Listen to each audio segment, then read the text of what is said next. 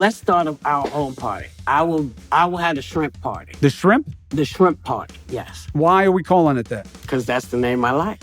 You got a better name? You like shrimp? Well, I like the shrimp party because I like the idea of many shrimps partying in the ocean. But that might not be what you like. It's one of the craziest things I've ever heard in my life, what you just said. Yes.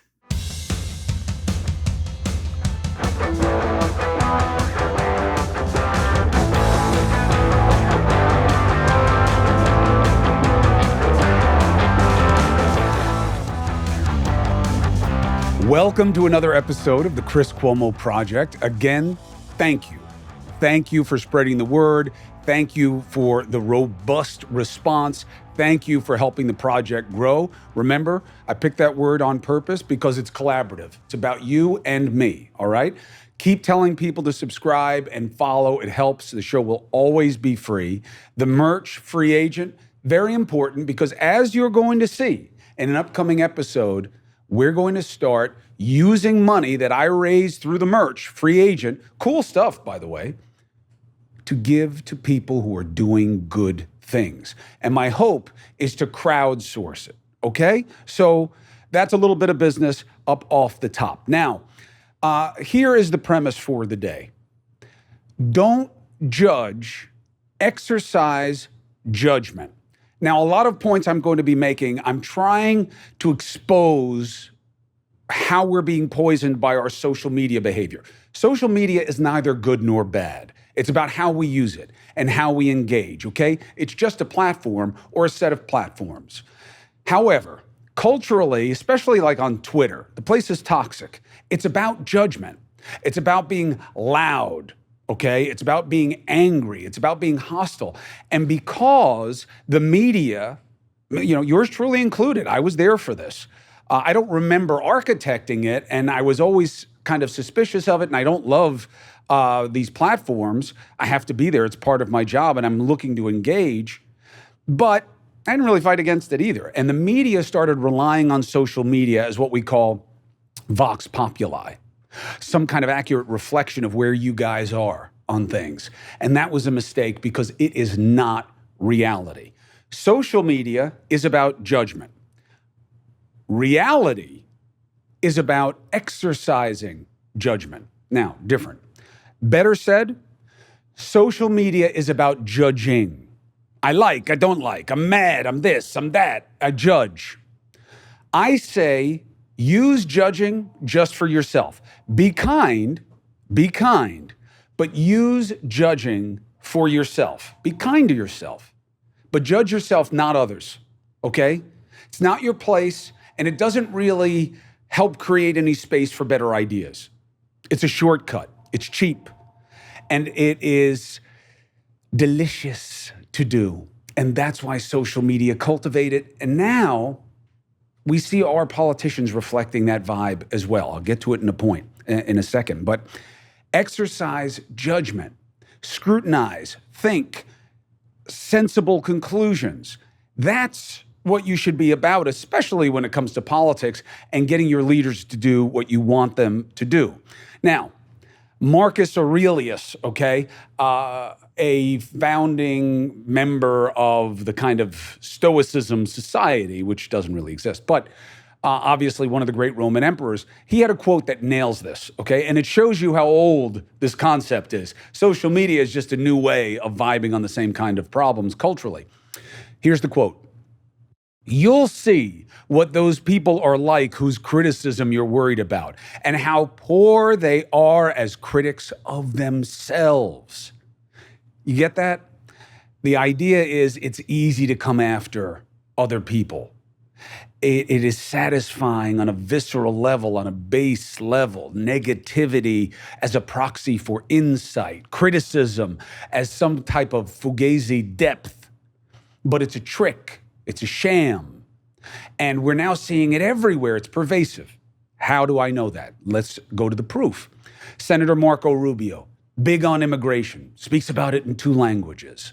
But what is he doing? What is his point? It's to go after the brown people who are coming across the border. It's to demonize the little guy. It's to make something that you can be afraid of because fear is very powerful, and it's easier to drive something with fear than with love. And he knows it because he's a savvy politician. So, he makes a statement like, how is it that you can enter a country illegally and then sue that same country a couple of weeks later? Well, he's making a gross assumption there, which is that the entry was illegal. Obviously, that's what the lawsuit's about. But he assumes that because it's not about the legalities. He's not dealing with the issue in terms of a solution. You want to talk immigration? Great. Do we have a problem? Yeah. Are there solutions? Yeah. Is it demonizing the little guy? No, it's going after who's enticing them to come here, my brothers and sisters. Go after the employers. You never hear them talk about that. Why? Well, it's easier. It's scarier to show the brown menace, as I used to call it, the people coming across. Why are they coming? Economic migrants. It's not just to be rich people's maids. Again, that's another game. It's a judging mechanism to divide. They don't go after the big employers because the big employers have power, and it's not as scary. And the politicians' goal is to scare you into compliance with their own interests. Why not talk about the legal changes that would help? Because look, the whole lawsuit is they come here, everybody says they're seeking asylum. A lot of them are not going to make the grade, like overwhelmingly. They will not be found as legit asylum cases. You talk to the people who defend our border, you know what they ask for? Law changes and more tribunals and processing agents. Yeah, you're not used to hearing that from your politicians, are you? Let's build a wall. We need more defenders. Look how strong I am. Go after them. Use guns. It's cheap. It's easy. It's not what the people on the border are asking for. They want more tribunals. They want law changes. Why isn't Rubio talking about that? It doesn't really scare you, does it? It doesn't really motivate you to think he's protecting you, does it? Think about that. That's the problem with judging versus exercising good judgment. Now, we'll do the other side now. Okay, AOC. The little guy, the little guy, the little guy. Let's give people everything. The little guy, the little guy. Okay, that's your vibe, right? Why aren't you in Jackson, Mississippi? Well, I don't represent Jackson. Oh, please. Come on. You talk about places, you go places, you do things. It's not just about your own district. It's easy to play the hero on social media, the righteous warrior. This is good. This is bad. I'm about this. They're terrible. Look at me. Listen to me. Go to Jackson, Mississippi. It's a capital city. Jackson is the capital of Mississippi. Disproportionately black and minority. I wonder if that has anything to do with why they don't have good water. Oh, blame the mayor. He's a Democrat. What about the governor? He's a Republican. He's got a water truck outside where he is and his people are. Same effort for Jackson? Or is this about politics? Really? Having people have poison come out of their pipes for politics? Isn't this worthy of exposure? Isn't this worthy of making a stand and being there as a leader? Why don't you go, Cuomo? I don't have a show yet. Watch me when I do. October 3rd, News Nation. And by the way, I wasn't elected to make things better. Okay, I didn't promise you that. I didn't take that very, very important currency in our democracy of leadership and access and take an oath to do that. These people did. Now, what is this that I'm describing? It's the game. Why aren't they talking to you about Ukraine? Because you guys aren't vibing on it. That's why. It's getting worse there. Armenia, Azerbaijan. Why aren't they talking about these things? If they care about people and their rights, if you care about democracy, if we spent trillions on Afghanistan and Iraq to try to make them democracies, why aren't we protecting a democracy in Ukraine that is desperate to be like us? Afghanistan and Iraq are never going to be like America. Why aren't we hearing this? That's judgment, as opposed to just judging. That's social media, cheap, easy. Reality. That's the game. That's what we need to expose so that free agents like you can demand that the game change. Okay? Now, false parody, they're on the right, they are threatening the democracy. Listen, has the right gone farther than the left in these recent events? Of course, because they have to own Trump. And Trump's vehicle is antagonism and disruption, to say everything is terrible except me. And it works on people who are so disaffected and desperate. And yes, there's a portion of them that are just prejudiced and bigots. But there's a larger portion of them that are so disaffected and desperate that they'll look for a change agent like Trump. In fact, I've talked to so many people who voted for Trump who are actually pissed at the Democrats for leaving them with no choice but Trump in their own mind. And I always say to my Democrat friends who are in the business, who are in the game, don't you see that as opportunity to go after these people as allies and speak to their interests? If they were so desperate that they had to pick a Trump, isn't there an opportunity for you there? But they'd rather play the game. They'd rather back extreme candidates in primaries so that they have the weakest opponent. If you want to be better than that, if that's your high ground, then be better than that. Don't encourage worse forms of it so it's easier for you to win. See, this is the game, my brothers and sisters. And we have to change the game, okay? Okay, what are your ideas? Okay, great. I don't need to insult people to sound like a change agent. That's the cheap way to do it. Fear them, they're bad. Change the game. Demand debate. When's the last time you saw a Republican and a Democrat on the same show talking about something as elected leaders? Think about it. Never happens. Why? They pick their home bases. They're not looking to be tested. And their position is opposition. They don't stand to gain anything by being on the same thing. God forbid they agree about something. It'll make them weak. We need it. We need it.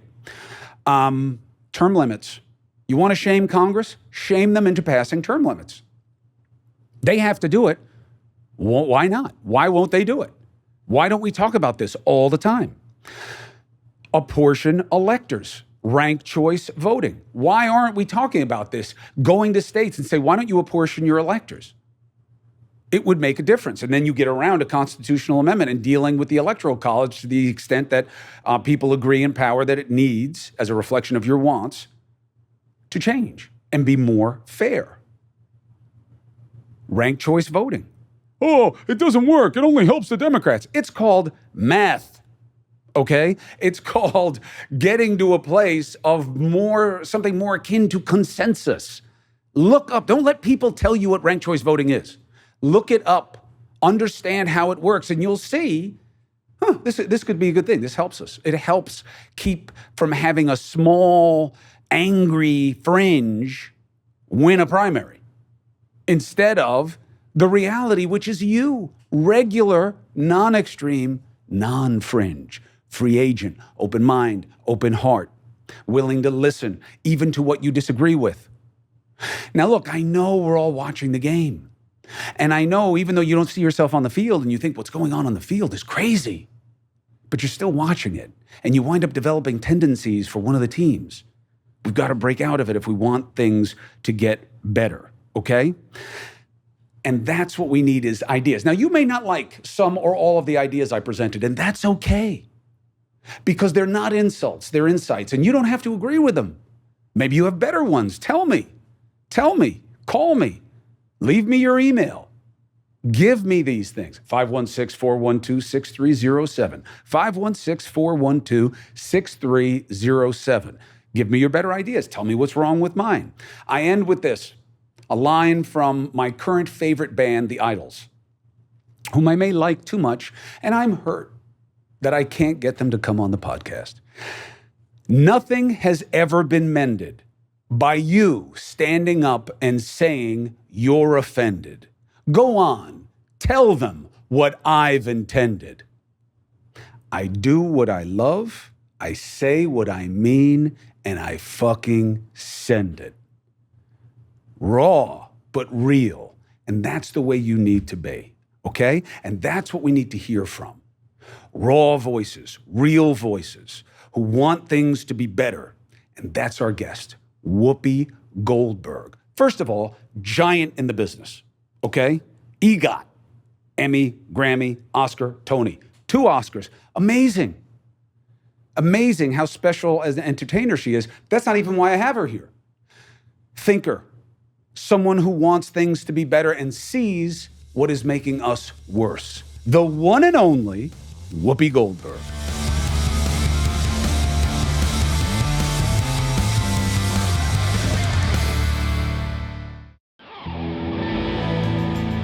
You been to a UPS store lately, Mr. Otter? I'm going to one later. I'm mailing a shirt.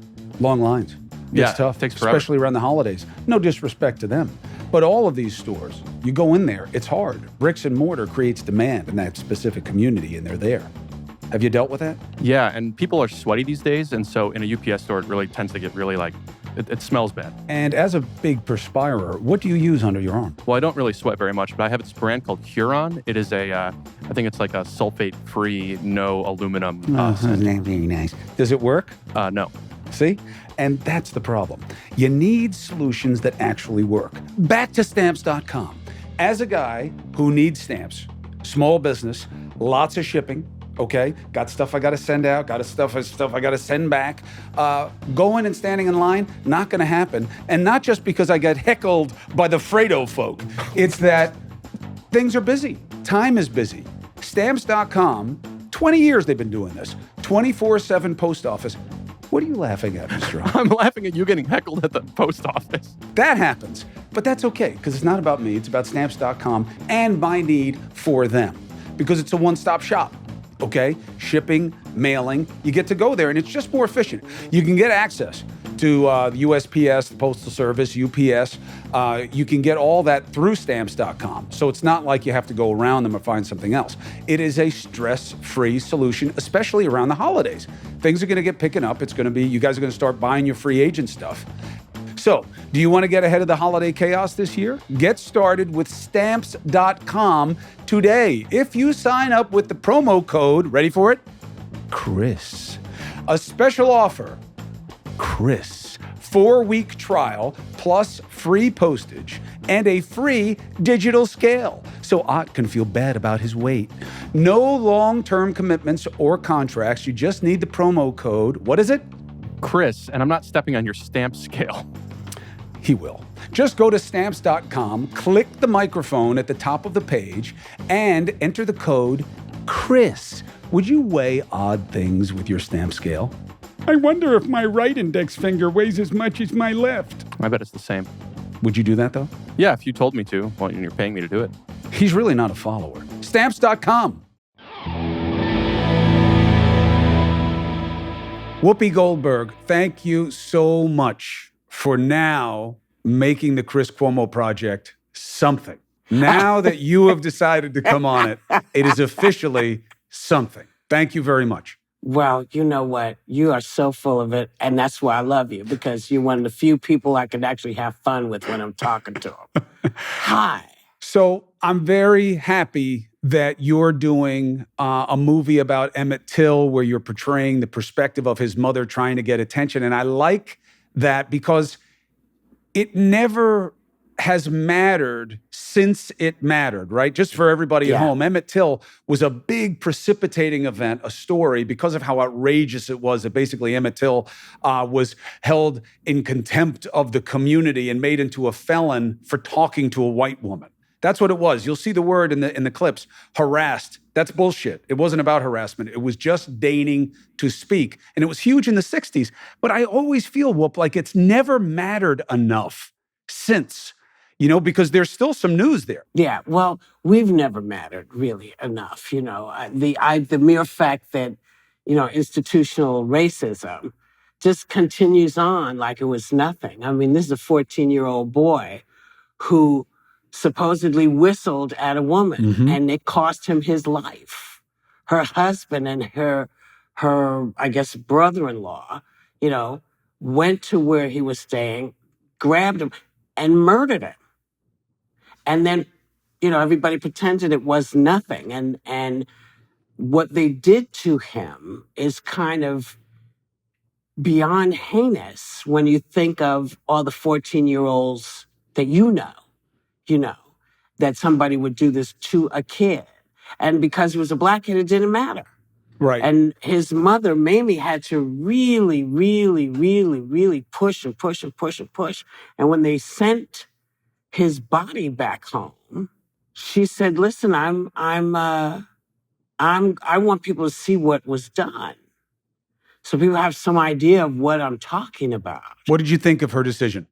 I would have done it. I would like to think that I would have done it. Hard to do, to have your own baby put out there like that. Well, how else are you going to get people's attention? Yeah. Because white people weren't really paying much attention to us the way that they kind of are not paying attention now, in a way. What would happen if it happened today? Well, I think people would lose their minds, much like we did during George Floyd. And I think it would not just be Black people, because people are tired of this. They're tired of people coming in and shooting them. They're tired of people coming in and shooting kids. They're tired of people are tired of it. We're weary of this. And this is, this happened in 1955. And people keep saying, oh, well, we don't need to rehash it. No, we do.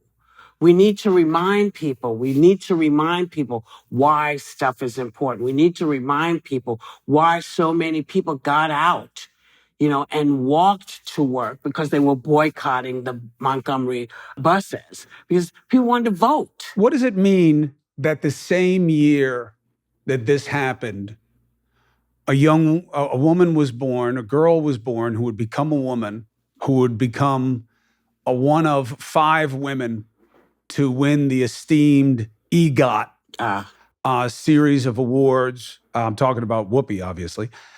What does it mean that the same year that was done to Emmett Till, we had who would become Whoopi Goldberg, who has had unprecedented success in a very hard business? Do they mean something to one another as events? A lot of things happened in 1955.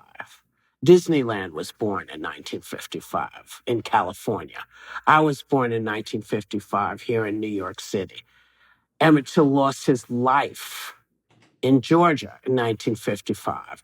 And the thing that we all have to remember is that one of these things is something that you look forward to as a kid. One of these things is the thing that you want more than anything, to have a good time, to have your parents take you someplace you've never been before. When I was a little kid, all I wanted to do was go to Disneyland. And then I found out that we were the same age, so I wanted it even more. But I'd like people to keep in mind that we don't know what Emmett Till would have become had he lived, had he had the opportunity to grow into a young man. We don't know. So maybe I got a little bit of him in me. Maybe I got a little bit of him, and part of my passion for all of this is to just get people to take the color off and look at a child. It's a child. It would have never happened if it was just a child, though. Well, no, it probably wouldn't have. So what do you want people to get from the movie that they may not know? I want them to just know that it happened. I want them to acknowledge it the way that we acknowledge all of the horrific things we've been protesting, whether it's George Floyd or the Second World War or everything that we've been seeing over the years with various colors of people. Various peoples of color have had to take a lot of crap for no good reason. You don't know them. You've not met them. You haven't sat down. You don't know their kids. So why are you pissed at them? Why is it that we all can't be equal? What are you trying to hold on to that makes you say you're better? And because you're better, you have the right to take somebody's life. I need people to just see what that means when you think you're better and you're entitled. This is the epitome of entitlement. How was it for you getting into this character and owning those emotions and representing this situation? Well, I'm playing. When we first started out to make this movie, I was young enough to play Mrs. Mobley. That's how long it took us to get the movie made, as I aged out so I could play. And I said, so we'll find somebody to play the mother. They said, no, you're going to do it. I was like, no, come on, I'm just going to be the producer. I'm the producer with you guys. They're like, no, you got to be in it. So there are 5 of us, 6 of us who have been trying to get this done for quite some time. And being able to say it's in the can and we're showing it to people, I want people to just know this story. Like we know Anne Frank's story. That story takes us and It takes us all kinds of places. Well, this is also the same. This is a little boy, who is murdered by monsters, whose story takes us many places and ends up here. And the question is why, and is that okay with us still? Did it change you? I've been born changed. I was born changed. If you're a Black kid growing up and you're my age, you start your path in life with this story. What it did was it changed a whole lot of the young people that we were working with who sort of had heard the story. It's the same. If you don't read Diary of Anne Frank, you don't know. If you don't see this, you won't know. And that's what I'm hoping this will be for people. Their eye-opener going, oh, shit, we can't have this happen ever again. What does it mean to you that the family still believes there are people who haven't been brought to justice? Well, we know that there are people who haven't been brought to justice. Not like they believe. She wasn't brought to justice. Nope. No. And they don't want to bring her to justice. They say, oh, she's an old lady. But he never got to be an old man. And I think there's nothing wrong with having this conversation in a court. You don't have to put her in jail. But we need to know that the right thing has been done. Because I tell you, if it was reversed, they'd still be chasing him. Yep. I don't disagree with that. Do you think it'll happen? I hope it will happen. I hope it will happen. So a couple of points of resistance. We're not 1955 anymore. The progress has been tremendous.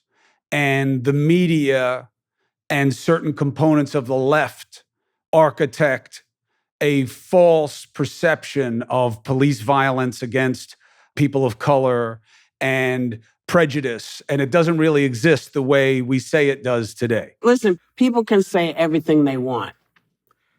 George Floyd happened. We all watched it, okay? There are person upon person upon person who are innocent. We're not talking about you went after the bad guys and you got them. This is about something totally different. And you don't have to admit to what you see. You can pretend to be in the dark, and that's just the way it's going to be. You're going to be in the dark. But know that if you're alive in this country, you know exactly what this movie is about. Chances are you may have said something that slipped out of your mouth because it didn't occur to you. It might not have been the right thing to say. People say stuff slips out all the time. But only when you say, you know what, I just heard myself, I shouldn't have done that. That's when you got growth. It's when you go, I don't know what you're talking about. That you remain, that you're just an egg. You're not hard boiled. You're not soft boiled. You're just there. How do you think we're doing? We could be doing better. Just in the grand scheme of things. Yeah. This idea that religious freedom means everything you want to do is okay, but not for me. I'm listening to people I had some respect for say, I don't know why people are so upset at what the Supreme Court is doing. It's like, seriously? You really don't know? You really don't know why people are upset? I find that hard to believe. You don't have to accept it, but don't fool yourself, man. What y'all did was wrong. And I know lots of people said, well, when we did Brown versus Board of Education, that was wrong too. Well, no, not quite. Not quite. You might not have liked the fact that I was going to be sitting next to you, but as an American, it's my right. Right. It's right. I'm born in this country with the right. Plessy v. Ferguson was the mistake. Separate but equal was something. Now, sometimes the law has to evolve because we say law, but often we mean culture. Yes. And things have to change. But, under law, I remember my father, may he rest in peace, as you know, huge fan of yours. And me of him. Your original HBO special literally made him lose a crown. If you had said the word raisin one more time, he probably would have been dead then. But he was talking with my brother and me about gay marriage. And he said to Andrew, who was very much in favor of it as an equal protection argument, he said, this is a no-brainer. It is culture Yeah. that is keeping us back from this. This is an obvious equal protection argument. Yeah. If some people can be married, all people can be married, but it's culture. And where do you think we are in terms of culture? I think we've slipped backwards quite a bit because it's not just culture.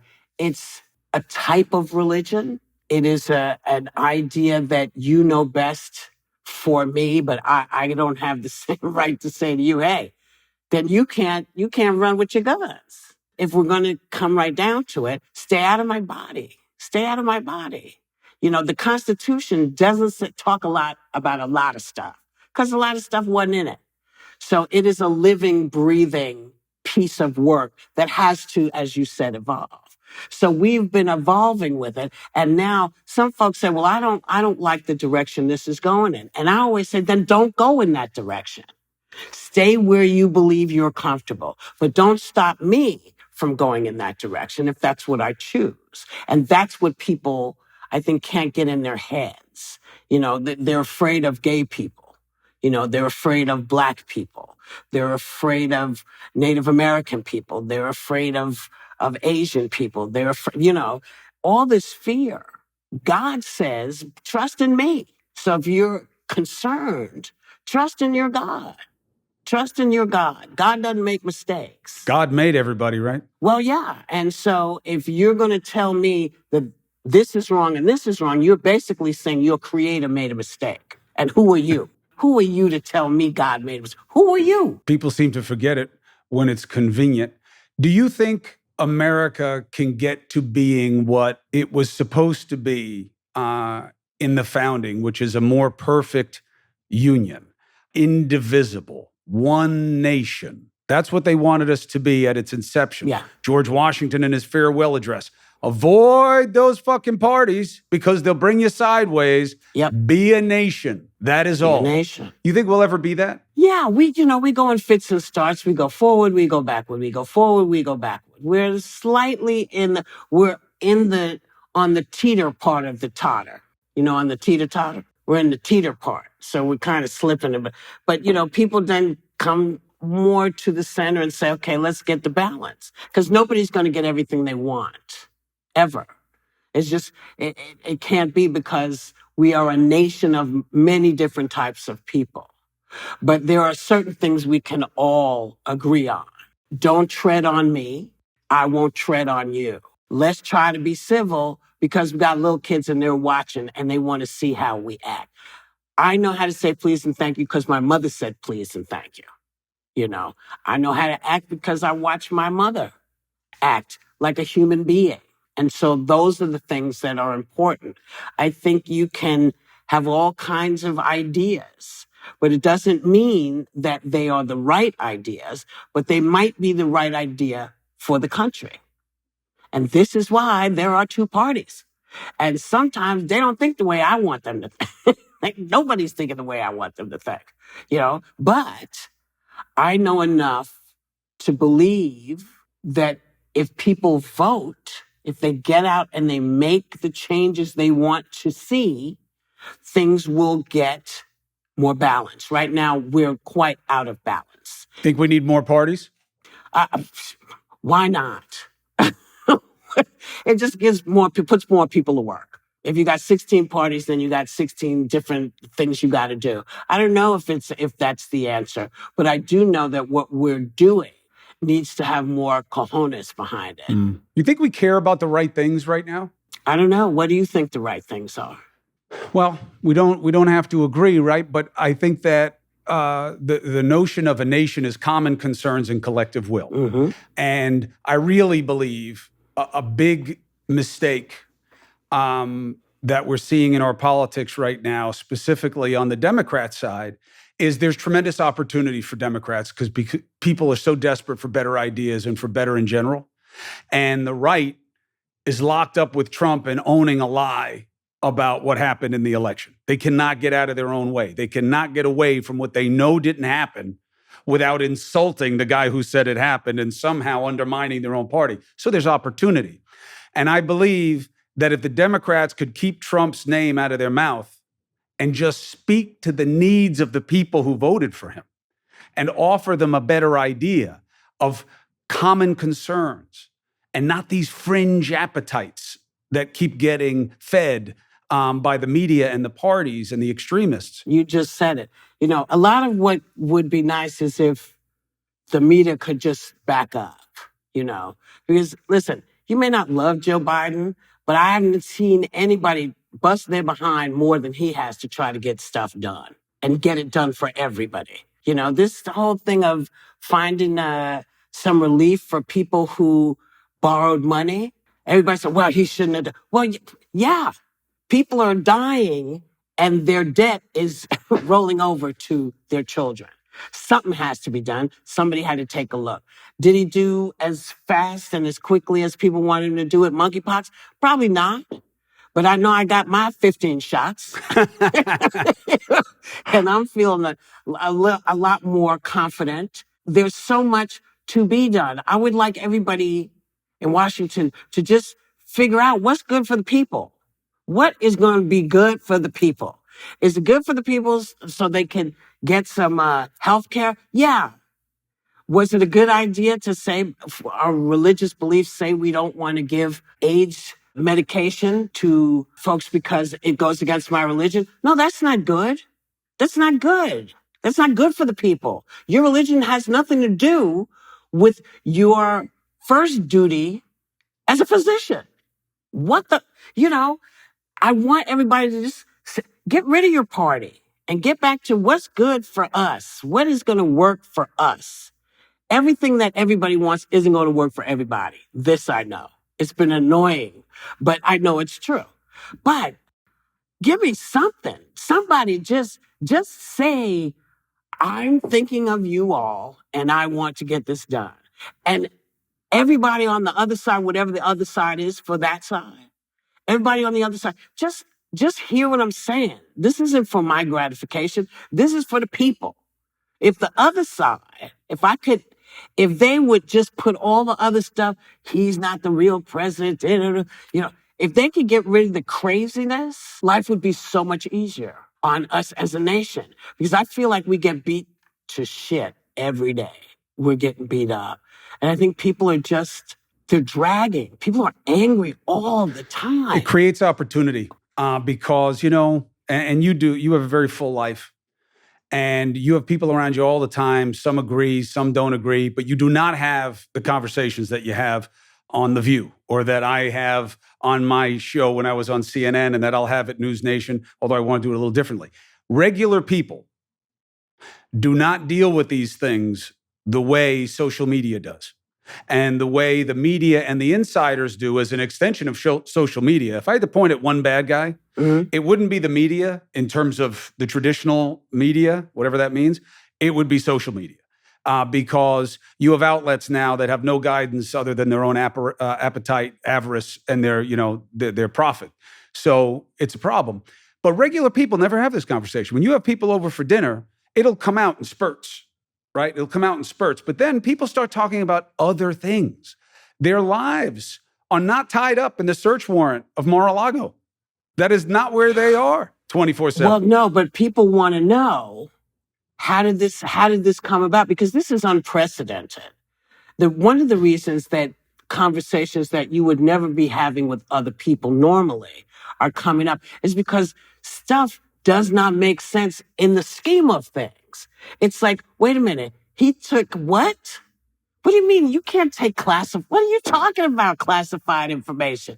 Weren't they pissed off at Hillary Clinton because they thought she had some classified information? What? How does this work? That's why people are talking about it. They are talking about it. They're talking about, listen, why don't I have any money left? Why am I just paying my taxes? Because we've been taxed over here. This guy changed the tax code, and now you don't get to have an extra little money to take the kids to a dance party. You got to watch your P's and Q's. You don't get to have a little extra house. You got to pay taxes on everything. So it's like, well, can somebody just put a little relief out there for us? Because you want us to pay for X, Y, and Z, and then you get your phone bill. And the phone bill wants you to pay their taxes, and the TV bill wants you to pay their taxes. Then you got TV, and everybody's got a streaming service. Now what's happened is there are 5,000 streaming services. Used to be 6, maybe 100 networks, but they all show different stuff at the same time. Now you got to pay all this extra money, these little bitty drips and drabs. So that's on top of it. People are getting used beyond reason. American citizens, in my opinion, pay tax and get nothing, very little in return for all these taxes. And you don't even know what the taxes are for. Right. That's how they feel. But those two things go together. They think they don't get anything for it because they don't know where the taxes go. And that's part of the messaging of government. But we get caught up in these fights about, look, my problem with what happened in Mar-a-Lago is not that they issued the search warrant. They didn't describe it well. They should have said, by the way, we didn't raid the guy's house. Stop saying that. And we asked for the stuff back. We talked to his lawyers. They kept saying no. We told them this was going to happen. They should have explained it differently. But Chris, even when they explain it differently, once you put one bullshit fact out, that's what people run with. Right, but that's just on the fringe, Whoop. That's all I'm saying, is that I know a lot of people who voted for the former president. Not twice, but once. Yeah. And they are open to better ideas and better people. They were not happy that they had to vote with him. They were a little entertained, but ultimately they were depressed that they were like, well, I can't vote for Hillary Clinton, so this is all I have. And they became actually more angry at the system because of the choices it gave them. But they are reasonable. They are reasonable. They want reasonable things to happen. They're not, give me one fact about the search warrant and I'm going to believe all this crazy fringe shit. We just listen to the fringes. We play to the fringes. We live in the fringes. The fringes, it's like the line in The Godfather. Michael Corleone says, I try to get out. Every time I try to get out, they keep pulling me back in. Yeah. Why you got to bring up The Godfather with me, Whoopi? Because I'm Italian? Are you? Yeah, are you? Child, please. That was good. You're right, though. But that's that game, though. Yeah. Yeah. And I think you do a great job, in your position on The View. And I remember speaking to you when you were starting it. Even though you have your own politics and they put you squarely, on one side of the aisle, you are open and you are decent. I think so. I think that's really important. Well, I think 99% of the people are open and decent. Yes, me too. If you don't play to the fringe. But the problem is if you are open and decent, you have to figure out ways to get to that which you are entitled to. You have to figure out how to go vote in Georgia. Because people who are not open and decent have made the laws and play out in such a way where you're going, wait a minute, that doesn't make any sense. And then you have people and you say, but the last election was watched like a hawk by the Republicans. Like hawks, they watched this to make sure there were no shenanigans. Only to discover that you think there were shenanigans anyway. No, they don't. What they discovered was that they lost. That's what they discovered. And they knew that an extension of the demagoguery that they bought into allowed them to lie. And once Trump started echoing it, they can't go against Trump because, he's the sacred cow over there now. But that's their problem. Well, he's our problem. Well, he is a challenge. He is a challenge for this country to show what it's really about. And to see what will bring people together, because it's easy to divide people. Do you still enjoy doing The View? Yeah. I find that I like it because it allows me to listen to lots of different folks talk. So that when I do have folks over, we can gloss over that and get to the other stuff. Like, how are the kids? Why do I have hair growing out of my ears? I'm not that old. We can get into the real stuff. And I kind of like having the conversations, but sometimes they're really hard because I feel like you're hitting your head against the wall. Because also people make their decisions about why they hate your guts, People hate my guts. They say, you're always talking about the negative aspect of stuff. So, well, I think it is negative that you change a law that's 50 years old that you didn't do enough homework about to see what the consequences were going to be for women, not Black women or Asian women or Hispanic, just women in general. You changed the law without even without even having the information of what that means for someone who has a birth a difficulty in the pregnancy that requires that they not keep this toxic thing in. And you think because there's a heartbeat, you're not thinking about, is the child viable? Does the child have a brain and hands and arms? You're not thinking about any of that. You're not thinking about how did this little girl get pregnant? You've made no space. And to me, the fact that you didn't even have the courtesy to sit down with a doctor and say, what are the various things that this entails? Now we're trying to figure out what to do. People had stopped having abortions. Nobody went to have an abortion out of fun. Nobody. And books, this idea, Chris, that books are being rewritten by some governor, not by a historian, not by somebody who recognizes what the real deal in the country was. It's like, just because you don't say Bobby has a mom and a mom, just because you don't say it doesn't mean it's not happening. Doesn't mean people aren't going on with their lives, but why you want to make it harder? There's enough hard stuff in the world. Why do you need to make it harder for the kid and for the parents? I don't understand. You don't have to like the lifestyle, but you don't have the right to make a child's life harder because you don't get it. They believe that the lifestyle, that this is what is believed by the fringe. Because again, I think overwhelmingly people in the country, whether they're forced to be in one party or the other, and an increasing number of people are leaving both parties. It's the fastest growing percentage in the electorate of those who are neither Democrat nor Republican. The fringe have been convinced that, it's not enough for your kid to be this way, Whoopi, for your grandkid, for your great-grandkid. It's my kid has to be like this.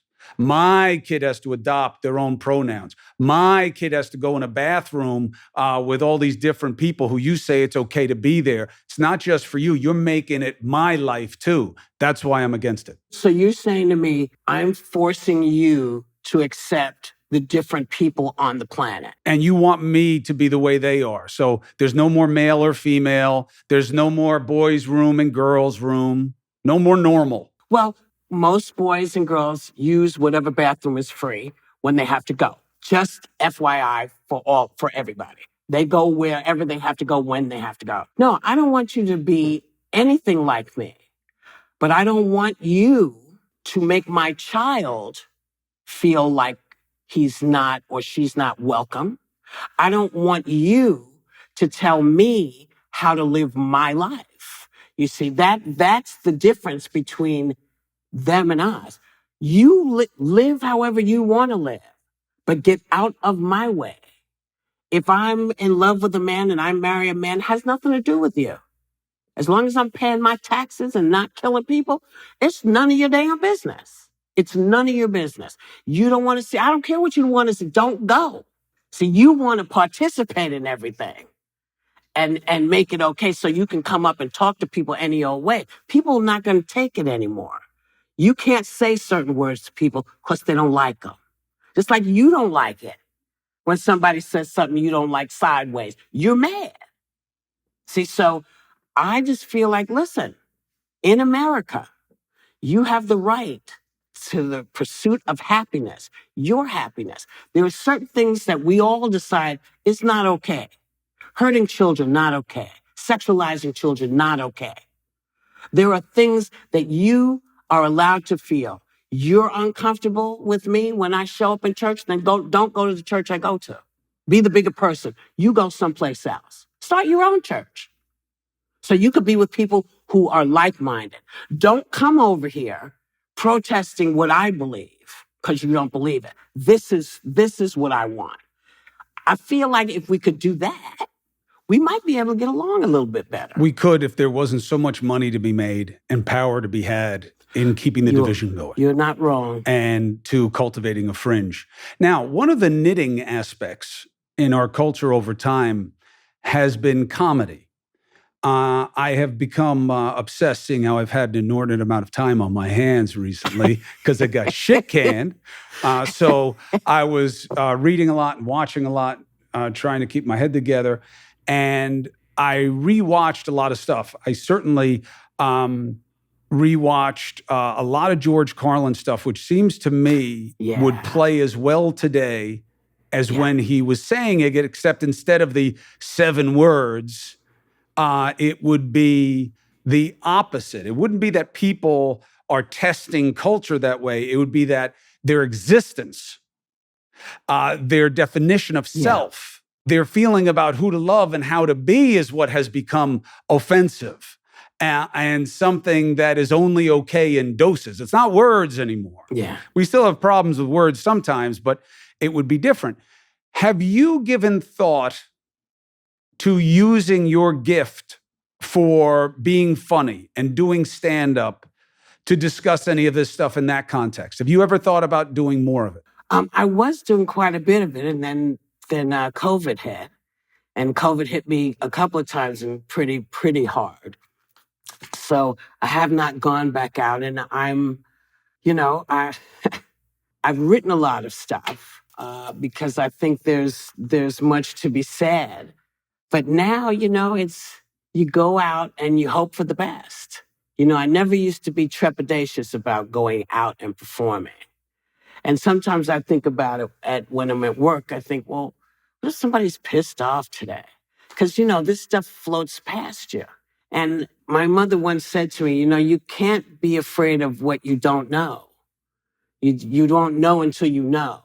You can't plan for what you don't know. You just go out and you hope for the best, always.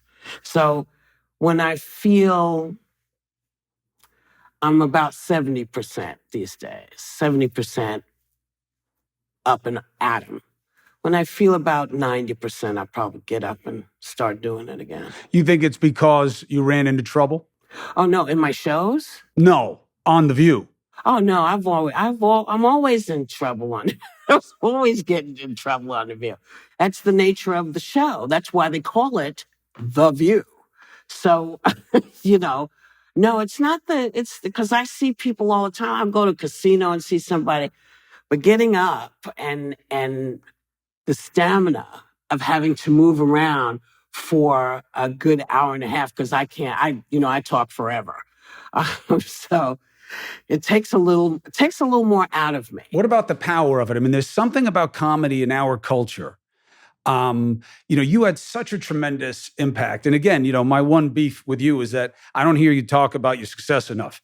I knew that you'd won all the awards. I knew you'd won 2 Oscars, but your success has been fucking phenomenal.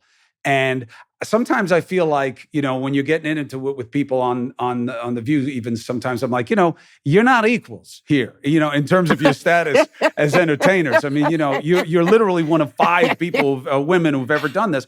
And the only person to do it since you did it is Jennifer Hudson, as a woman.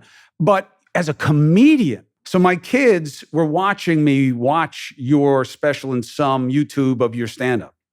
And they know you as like this kind of like agelessly, timelessly cool individual. Like, to them, from 19 to the 12, they're like, oh yeah, we know Whoopi Goldberg. Now, a lot of that is the name. The name still works, Whoop. But yes, cool. She's just cool. She's level-headed. She's cool. The 19-year-old in college loved how you handled the situation on The View back in February. She learned something. She apologized for what she did not intend, and she took what came with it, which I thought was totally unfair as a consequence. I think that was catering to the wrong things in our culture, not for you to discuss it in your past, and you moved forward, and God bless you for it. But they did not know how funny you are. You're funny on The View, but not when you're being professionally funny, until they watched the acts that made my father lose a tooth. And the power of it, the power of a Whoopi, of a George, of, a Richard Pryor, may he rest in peace. The power, there's not a lot, you got like Sebastian Maniscalco, you got Bill Burr, you got Chappelle. Chappelle went through it, but came out the other side. It's powerful. George Lopez is the funniest man on the planet, and he is kicking everybody's ass. There's a lot of really great people out there. And when I have the stamina, Chris, truly, when I have the stamina, the hardest thing about getting older was not just getting older. It was getting older with long-term COVID. Yeah. And that has been a bitch for me. What do you have? What are your long symptoms? Let's compare, because I have it too, Can't breathe. Resting breath or workout breath? Either. So if I'm sitting on the show, doing the show, talking to you right now, and I'm losing breath. So you see me adjust and try to take some deep breaths and just get it. Or coming up my stairs. I got stairs in my house. Coming up the stairs, coming down the stairs. It's coming up the hill, not walking the way I used to. Like I used to like to walk. What do they say it is? They just say, you got damage. That's it? They can't do anything for you? Well, no, they can give me an inhaler. To work? Yeah, when I need it, yeah. But the idea that when you have more stamina, when's that going to be? What do you think? This shit gets better at some point? Well, actually, I do feel I'll get better because it's not consistent.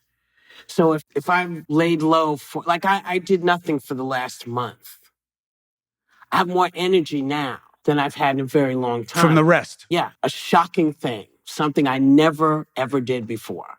The REST. Never did it before, ever. And this last time, and I started to see it the year before when I was able to take rest. I found that I could handle a lot more. But I tell you, the walking and talking thing on stage, that is not cute because people think you're getting ready to keel over. So I feel like maybe, not next year, but the year after. Well, I don't want to kill you, but I'm just saying in going back, we need you. But in going back and listening to Carlin and watching some of the stuff about him, it's so now. And the reason I like it is because, I've had a problem over the years. I never really talked about it a lot, but a lot of the comedians who got deep into politics, I wasn't sure that they were always helpful to the process, because my question was, well, what are they feeding? Are they feeding cynicism? Are they making it easier to laugh at the system and mock it? Is that what we need? And, I would think about it. But a master at their best, you, Carlin, Lopez doesn't do as much social commentary stuff of this vein that we're doing, but the men and women who do, we need to laugh more. We need to laugh at ourselves, not mock that we have a democracy or mock our leaders or mock politicians necessarily, to the point where you just don't respect them anymore. But we need to laugh about a little bit of this. I always felt that was your gift. And Carlin too. And I know at some point you're going to say, stop putting me in the same sentence as him, but you belong in the same sentence. And, there's something about it that is magical, that I'm mad. You've got it right about why I'm mad. And now I'm laughing because that shit doesn't happen in our political system. These people are doubling down on demonizing. They are not laughing about this stuff. Trump was funny in the beginning. It's not funny now. See, he was never funny to me. But I'm saying to his supporters, he had them laughing. Now they are outraged. But again, I think they're the minority. And I know the majority is desperate to have a laugh, and not because nothing matters, but because everything matters, and you can't just focus on the worst of it all the time, which is what we seem to do. There are some great folks out there who are doing exactly what you're talking about. A kid called Earthquake. I call him a kid. He's not a kid. He's Earthquake. Do you know Earthquake? Yeah. He is really good. And I say George Lopez because George has the ability to look at everybody and realize that we're the same belt. We're on the same belt. So he gets us all at the same time. And then it's like, so why are we doing this to ourselves and each other? That's the stuff I love. And laughter is everything. Laughter is everything. And so I know what you're saying. And I write periodically and I will get back out just because I want to empty these books. Because I've been writing all this stuff down. And it's always about, is it just me? Or, are you is everybody seeing this? Because I feel like if everybody's seeing it, that we all believe there's an invisible thing keeping us from doing anything about it. I can't tell you how many times, I've thought about, well, do I get up and explain to people again, what this might mean to us in the long run? Because I'm a long run kind of person. I want stuff that I can say, here's where we are, here's where we look like we're going, and that precipice is where I'm standing. I'm standing over here because I'm gonna watch y'all go over the edge. I wanna find the way because I don't want to be a doom and gloom. But you're in the position where you haven't seen more stuff that people seem to be ignoring around you since you did Ghost. Yeah.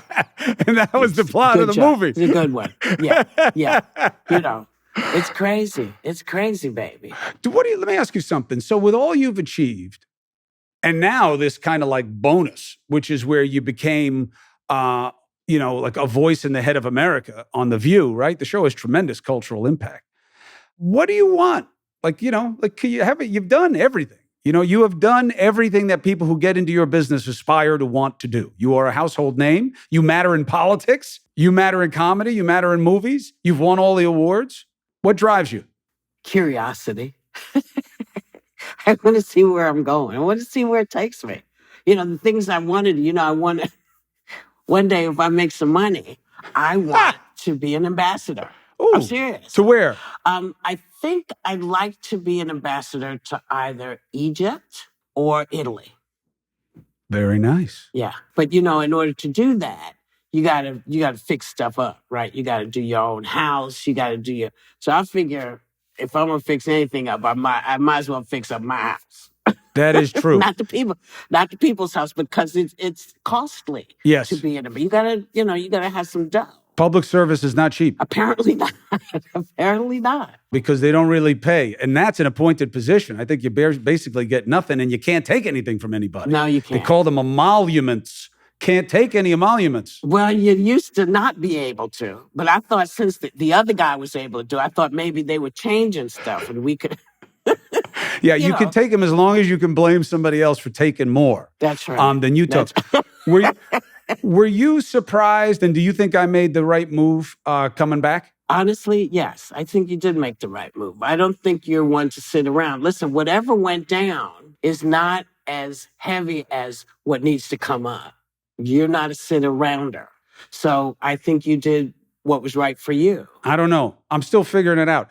I knew that I wanted to help, and I wanted to come back. There was a period where I was going to do something else because it just spun my head too much about what I thought I knew and how I thought things worked. And then, but then I realized that it's just worth it to me to take the beating. Why are they beating you up? So I keep saying you need several things, systemic changes. You need systemic changes to foster cultural change in America. So what do you need? You need a shame campaign to do two things: to get Congress to put in term limits and to get states to apportion their electors.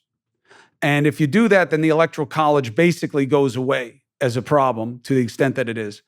And having people in Congress forever accumulating power instead of progress goes away. Those are your shame campaigns. You then need legal changes that deal with voting. Ranked choice voting can work if it's done the right way. The last thing I think you need, which is getting me beat up, is more parties. Because I don't see a way out of this because it's too easy this way. Whoop, I could run against you. You're one party, I'm the other party. I don't even care which one it is. You're the Democrat, I'm the Republican. All I do is say that you're bad. Whoopi's bad, bad. I'll tell you why. You see that cat that's been walking around this interview? That cat is a bad cat. And she knows it. And that cat attacks everybody and she still has it. Bad person. I heard the cat killed somebody. It doesn't matter if it's true. As long as I can get my people to fear you, I win. Yeah. There is no incentive for me to be better than you. What is this battle of ideas? Yeah, I got a battle of idea. You suck. There's my idea. You are a threat. You are a threat to my safety and my kids. That goes away if you have to build a coalition to keep your power. Every other mature democracy does not run on two parties. Only us. Well, let's start our own party. I will have the shrimp party. The shrimp? The shrimp party, yes. Why are we calling it that? Because that's the name I like.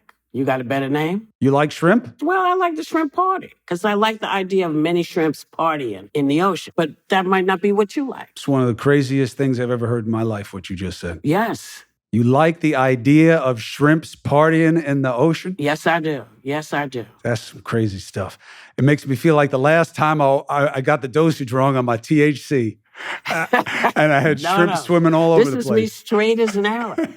You have to have an imagination. You have to be able to see beyond what's right there. You have to be able to see what's possible. So I like that idea. Anything to get us back to the people. Whoopi, I want to tell you, you've been a good friend to me. You've been an example to me on the view of how you can come across without coming across cross. You show, I believe, a lot of decency, a lot of humility, and I appreciate you for that. You've given me good advice every time I've ever asked you, and you're doing me a favor by being here now, and I really appreciate you for it. It's my pleasure. Your dad, I'm just going to say this. Your dad was my friend no matter what. He would send a note if there was hell to pay. I got a note. Your mom is the same way. And we didn't see each other often, but I always knew that if I was true, they'd stand by me. If I wasn't fake and I wasn't full of crap, they would stand by me. Whether they liked what I was about at that moment or not, they'd always say, you're entitled to your opinion. And for me, that was everything. And I've known you a long time. And you're a really good man, a really decent man. And, you evolve, you move on. We can stay in the toilet because they love flushing us up and down. The key is to get out of the toilet, dry off, and move on. So I got you. I appreciate you. I wish you well. I can't wait till you have more stamina and you're doing more of what I believe you do best. And that's saying something when you've won every damn award there is for everything you can do. The Emmett Till movie, when it comes out, I promise you this, I'm going to do it on my show. I'll be at News Nation then. If you want to come on and talk about it, that's fine, but I'm going to do it anyway. Because I agree with you about the need to remind. We just passed 9/11. We say never forget. Forget what? I believe people have a hard time answering that question beyond, terrorists did bad things. It's not what it was about. It was about how we came together in loss, and we need that now. Whoopi, God bless and thank you. And you too, my darling. Mwah. Love to the fam. Thank you.